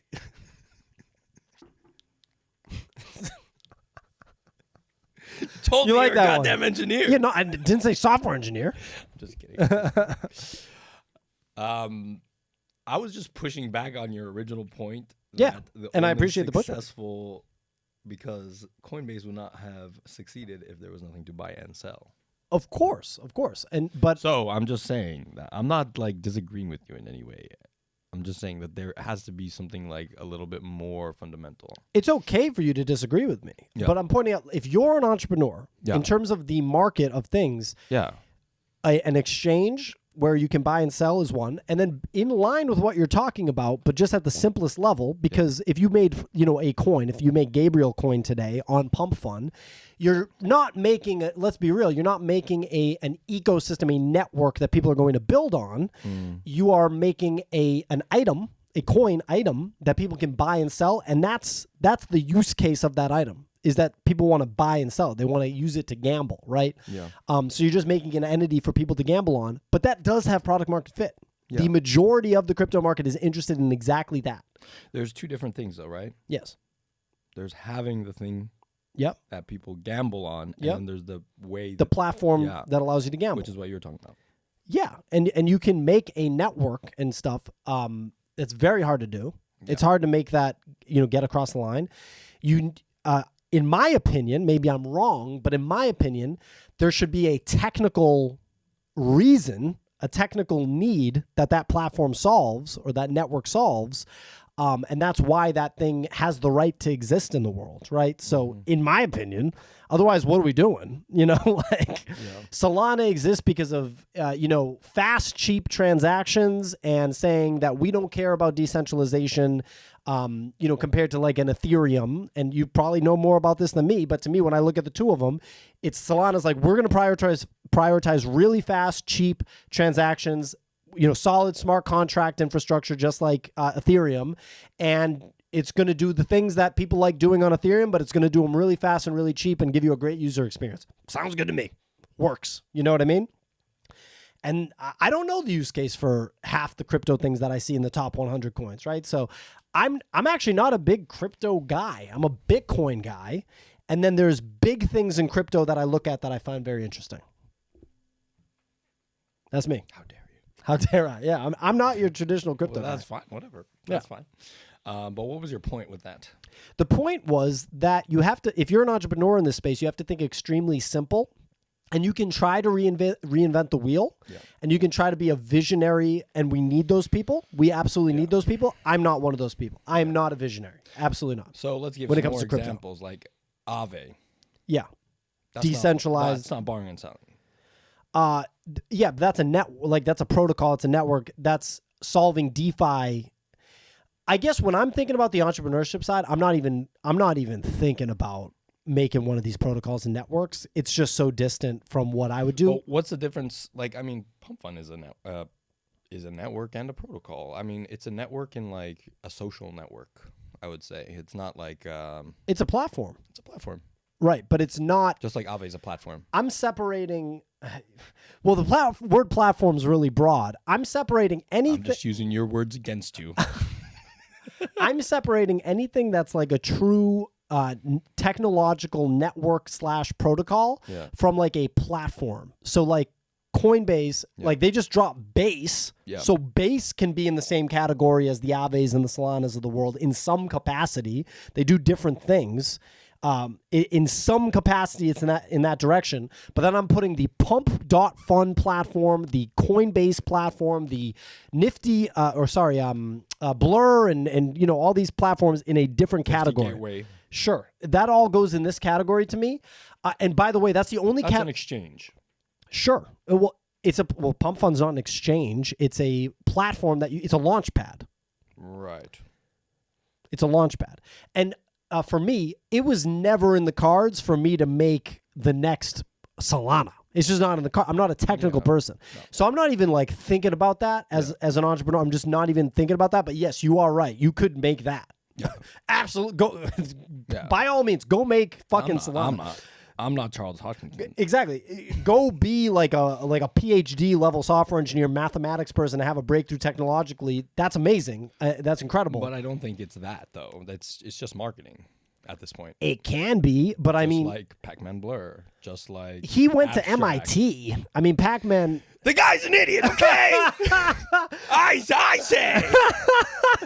I mean, Pac-Man literally went to MIT. Like, there's something going on there. But Abstract. He's obviously smart, but not that his L2 is super. Abstract is, if you wanted to bring up Abstract, and this is topical today, which is interesting. Luca is not an MIT guy. Yeah. Luca's more like the marketing guy. Steve Jobs, like marketing guy, kinda. I mean, Steve Jobs is a lot more than that. But the thing about Abstract is Luca's trying to do this like streaming thing and the XP points, different direction than what we're used to. Not solving a technical problem, solving a cultural problem, or solving some other direction, which is cool and interesting. Cool. Yeah, for sure. Works. So you want to solve a problem with the buy and sell?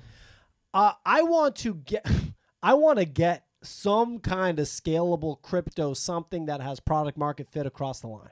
That's what I want to do. You want to build something? It would be very nice if we could build anything. A platform? Something. Yeah, something. It ain't going to be a technological breakthrough, blockchain layer 2, blah, blah, blah. But it would be nice to get something across the line that has its place in crypto in some capacity. And in my opinion, you have to think really simple about that. If you get too complex, you can blow your own limbs off in the process and just be like, wow, we just lit 500K on fire in the process. Yeah, I've done that.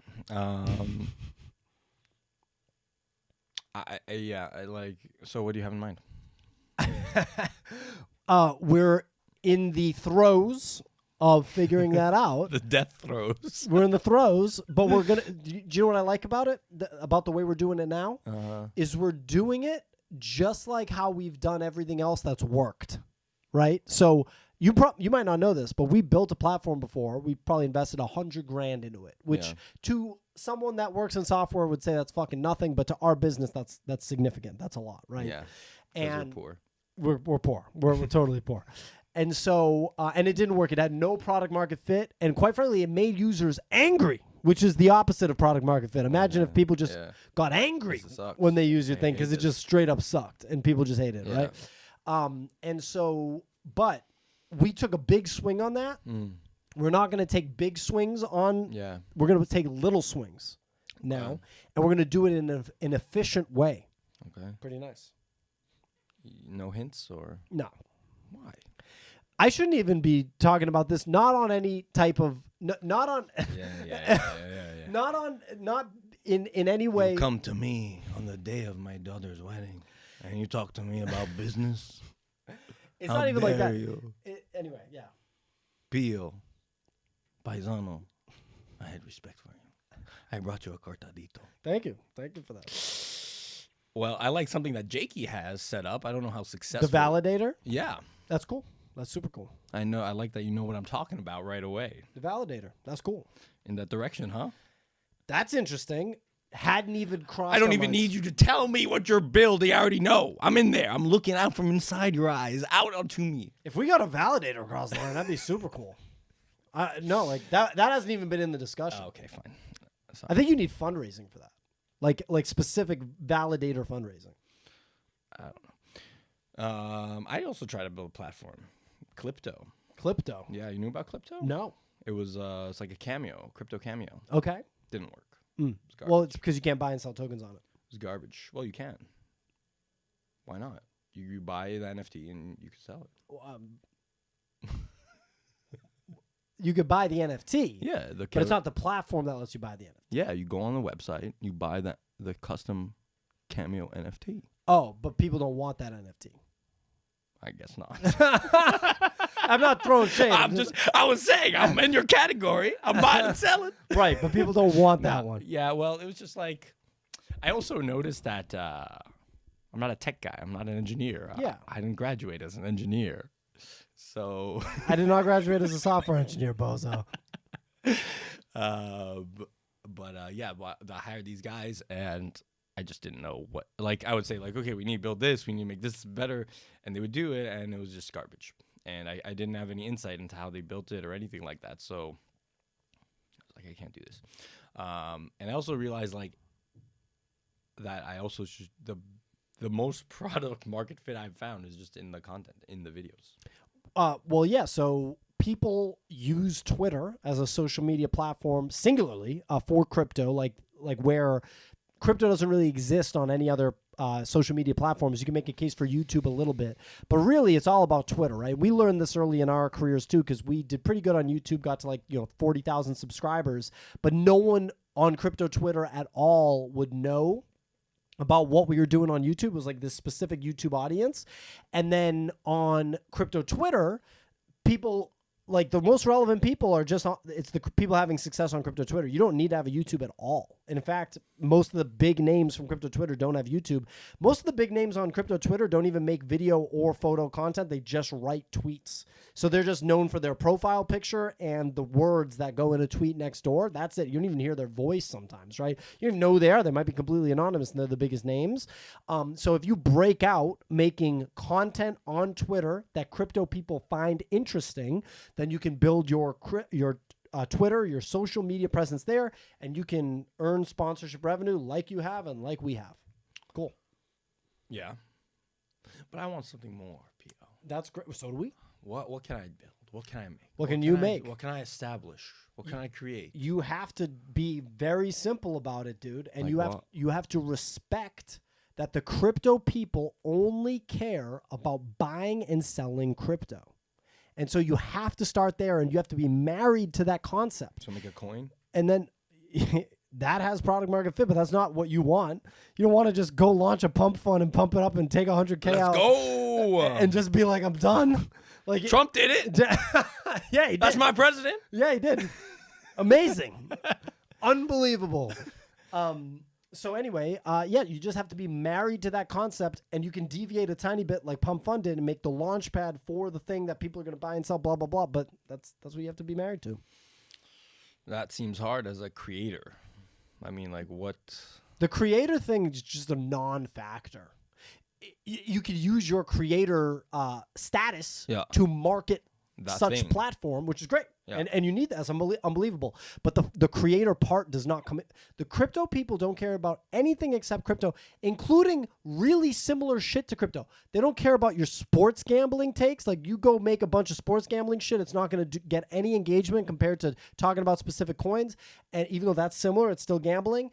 And they don't give a shit about your stock stuff, your equity stuff.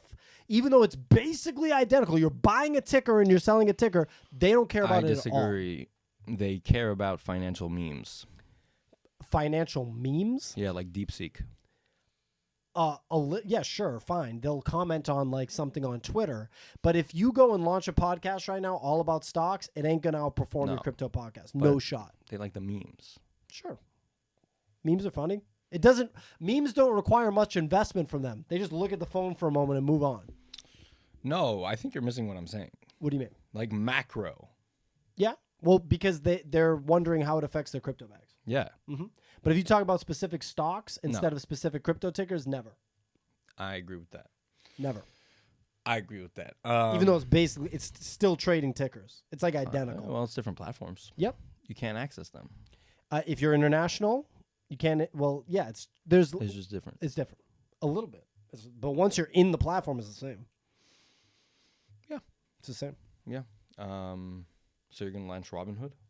No, I'm not. But that's an exchange. So that has product market fit. I would like to sell a product. For real. I don't know what though. I've always wanted to, but I don't know what. But I was seeing the most successful thing is just the content. So that's the product. Yeah. That's the product for you. It's not scalable, right?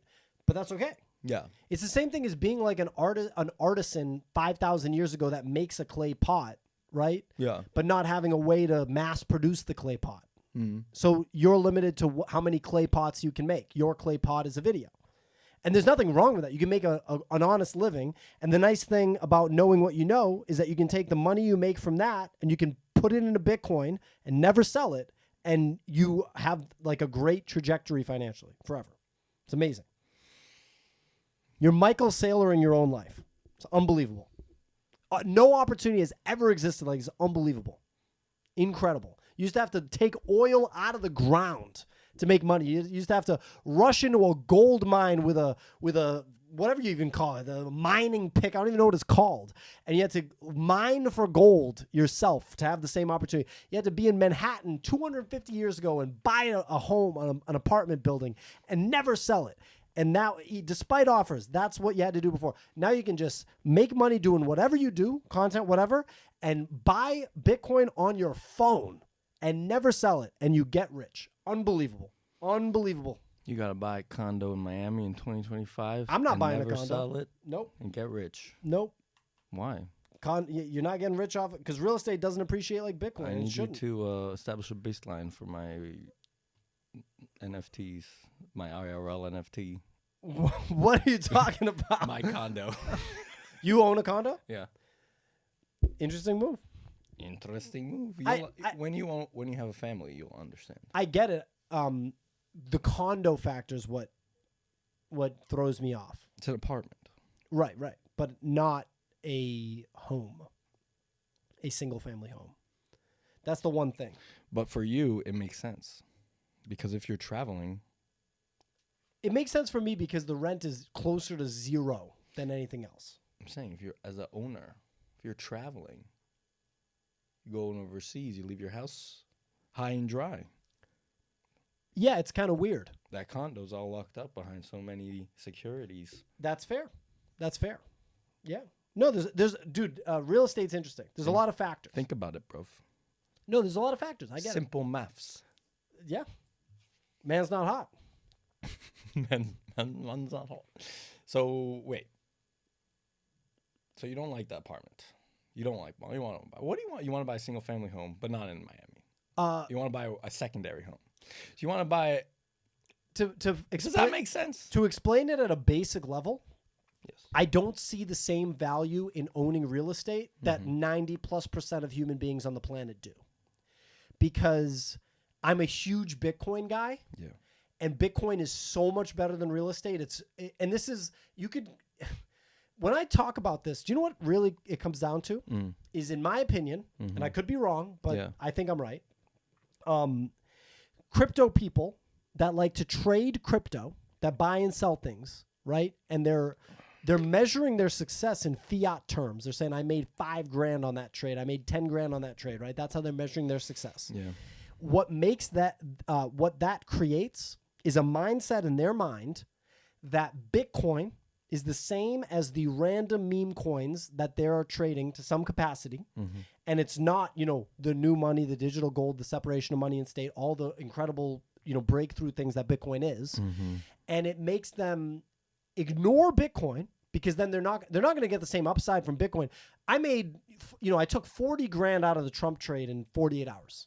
I'm not going to make $40,000 on Bitcoin between today and 2 days from now. It's just not how it works, right? So they have that mentality, and they're like, well, Bitcoin is boomer coin, and I'm not going to get the same gains on that. But what they don't realize is Bitcoin's the thing that you can just pump an infinite amount of money into, and you never have to worry about it again. And so if you just build a mountain of Bitcoin for yourself, that's your fucking house, like investment, right?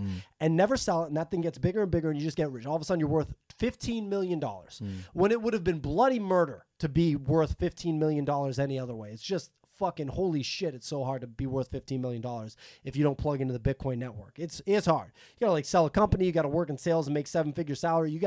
And even with the 7-figure salary, you're getting taxed on that to hell. And you gotta pump all your money into Bitcoin. There's a lot going on with that. So for me with real estate, I don't look at real estate as an investment the way a lot of people do.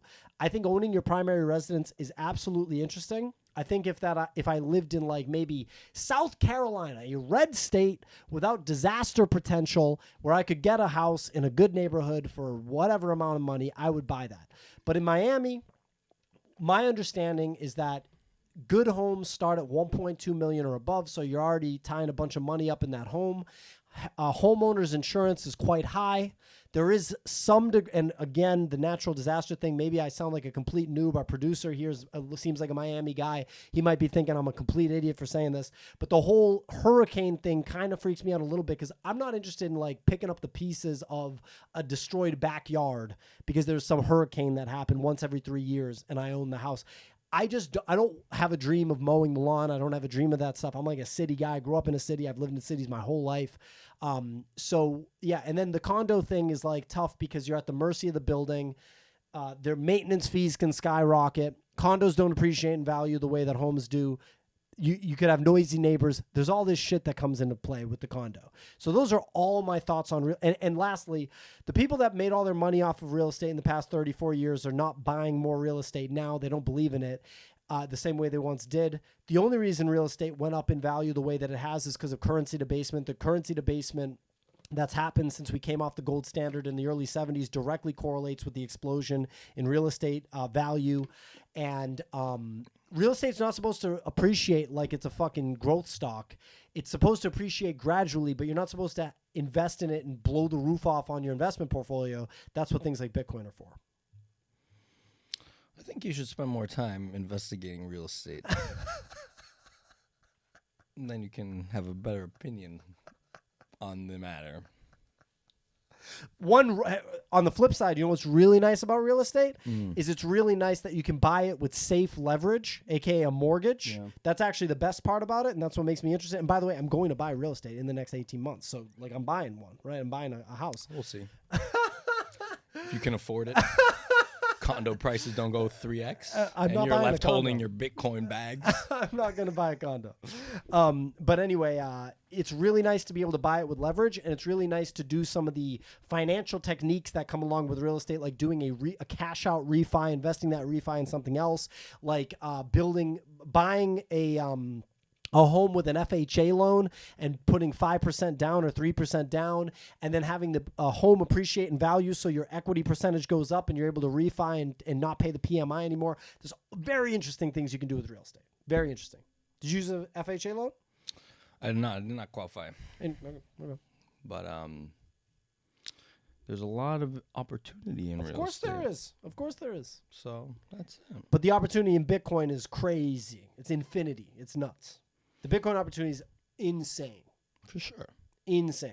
Crazy. But also with real estate, the opportunity is infinite. It's not as much of a breakthrough opportunity as Bitcoin. Maybe yes, maybe no. But you know how big real estate is? It's big. It's massive. It's way bigger than Bitcoin. That's actually one of the things in favor of Bitcoin. In some ways, yes. In some ways, no. Because you can see that there's more opportunities in this massive market. There's things. There's small. Let me give you an example. Recently bought a property. How many you got? Doesn't matter. You got one, okay? So you buy the property and you get an appraisal, okay? The appraisal came in higher than the purchase price. Yeah. Right? Mm-hmm. So what does that mean? There's an appraisal gap. What does that mean? It means that, so I just went through this because my mom bought a house. Yeah. And so we did the opposite. The appraisal came in lower than the purchase price. So we got rugged the other way. Yeah. It wasn't that significant. But if the appraisal comes in higher than the purchase price, then you have more equity in the property than you expected to. Am I right about that so far? Yes. Yeah, I mean, not right away, but yeah. Well, yeah. And so, and as a result, you take on less debt in the process. You put less money down. No, not necessarily. So like if you put the same amount of money down, but the way that the bank values your mortgage is based on the appraisal, not the purchase price. Mm-hmm. But you have to wait a year for that to kick in. Right. So if you bought it and all of a sudden your appraisal is $100,000 more than what you bought it for. Which is rare, but yeah. You just got $100,000. Yes, in value. In value that you can pull out. In a refi. In whenever. Or a loan. Or a loan or whatever. Yeah. Yeah, that's so very cool. That's very cool. That's the same thing as holding a house for 5 years and it appreciates a bunch and all of a sudden your equity is really high because Yeah, well no, it's not the same thing. Because what's interesting about this is that you have, a buyer for that equity already locked in. The bank is telling you, I will pay this amount for this property. Yeah. Even though you're buying it for less. Yeah, so you have... Which is... Yeah. It's pretty crazy. No, it's good. That is a rare situation, but it's good. Yeah, so just saying. Not saying... There's opportunity everywhere. Absolutely. And when you have a family... I get a it. wife. The wives are obsessed with real estate. I already know that. Obsessed. Yeah. So at some point you're gonna have to buy regardless. But I agree. Yeah, Bitcoin's way bigger. I mean, it's a way bigger opportunity, way more upside. 10 more minutes. Wow, this flew by. You said you couldn't do it. I didn't say. I believed in you. I didn't say that. Didn't say it. Well, I mean, tell me what you're doing in the business right now. I see you're launching some more like highly produced stuff. That's my favorite thing. Yeah. The problem is that it doesn't necessarily align with the business. Yeah. In the sense that the highly produced stuff is obviously harder to make. Yeah. It's hard. Yeah. It doesn't necessarily outperform. ROI. Yeah. Exactly. The ROI might not be there. 100%. And so me grinding my face off on high production stuff to get it across the line doesn't necessarily align compared to, well, I've actually just been supporting Nick and Clemente in many ways. Clemente, you may have seen some cool content from recently. I've been helping support him with that. He sat in this very chair. I know he sat in this very chair, and he's a great creator. So I've been supporting them, and then I want to support some of the things outside of content, like the stuff that we talked about before, and some event stuff. We're going to do events here like in the Miami. Stuff we didn't talk about before. Sure. We're going to do event stuff where we're going to invite, obviously, you and your wife to all those events, obviously. Nice. And it'll be a lot of fun, and it'll be great for people to network, and we're surprised that more people don't do it. And so just trying to drive motion in the business that leads to positive results. Does the filmmaker in me want to focus my whole life on the high production, script written, acted out stuff? Absolutely. Oh, really? I love that shit. I absolutely love it. The fact that one of the videos did really good, it got like 80,000 views, like organically with no big retweets or anything. I was like, this is addictive. I want to just do more of this. So I have like 3 more bits written. Yeah. I was going to talk about one. You don't want to, you can't talk. You come to me. Fine. Tell me if this is funny, because I wouldn't be surprised if like the people that see the video, is this funny? Okay. Dude, I don't know if it'll read. Look at this guy. Is this funny? No, so, no balls. You know I'm a Bitcoin. No cajones. Okay, so you know I'm a Bitcoin guy, and I love Michael Saylor. Okay, one chair. You know who Michael Saylor is. I know Michael Saylor. So, yeah, one chair. Exactly. Exactly. So is this a funny scene? So you saw my girlfriend bits with the actress, like where she. All right. So is it funny? Yeah. Okay. I already know what you're gonna say, dude. I already know you're gonna roast me bad, but I'm just gonna tell you the bit. You're gonna roast me bad. Like I already know. Is it funny if it's like? I'm laughing. You're laughing. I'm already laughing. You're already laughing. It's hilarious. Okay. Is it funny if the scene is like you and the girlfriend, in this case, me as the actor and the girlfriend are like about to get it on? You know, it's like you're under the covers. Like it's always funny, right? It's not sexual. It's supposed to be funny, right? Yeah. So that's about to happen. And then she notices that there's just a framed picture of Michael Saylor right on my bedside. And she obviously has a negative reaction to that. Is just like, what is that? And I'm just like, I mean, you know, that's Michael Saylor, you know, like, and she's like, is he like in your family? Like, who is that? Like, whatever. I'm like, oh no, he's like, you know, the CEO of MicroStrategy. And then you start talking about how great MicroStrategy is. She cuts you off. She's like, I'm not doing this with him there. And so it's like this little struggle with the thing there. And I want to shoot it. Yeah. I want to shoot it so a whole take is just on the Saylor picture, so that you always can cut to just the Saylor picture. Like he's a third character in the scene. You know what I mean? I like it. Okay, you like it. And the big joke, the climactic joke, no pun intended here. The climactic joke is she's like, basically that it's either that picture or you're me or we do this. And I just like don't answer. And she's like, so you're picking him over me. Like he's number one and I'm second best. And then the big joke is just, there is no second best. Yeah, I got it feels like a Larry David climax to it. You know? I like it. Kind of funny, yeah. That's a bit that I'm excited about. I want you to do that But instead of on a bedside table, you put it on a chair. How many chairs are you sitting on? You just have it on a picture. I think on you the chair. did just punch. I think you did just punch up the bit. Yeah. I think you punched it up. Or it's a Michael Saylor chair. Right. Or well, no, you can just be like he's on one chair. Like, No, you don't even have to refer to it. Just have him on the chair, yeah. as if it's a shrine to him. I do like that. I do like that bit. That's a great punch. Why is this here on the chair? No. Ladies and gentlemen, you just witnessed a live punch up, some live comedy writing from a great I comedy accept writer. tips. Anyway, I might have to. We might put. I might reach out to Gabriel and put him on the payroll once we actually figure out. How have you not already, my friend? What the fuck? Watch, his prices are going to be stupid high. He's just got like. Of course. How do I afford this studio? Shout out to the Safe Foundation, Pio. Thank you very much. My God. Appreciate it. That was really fun. Thanks, dude. Thank you, Likewise. Chris. Appreciate your help. Let's wrap it up.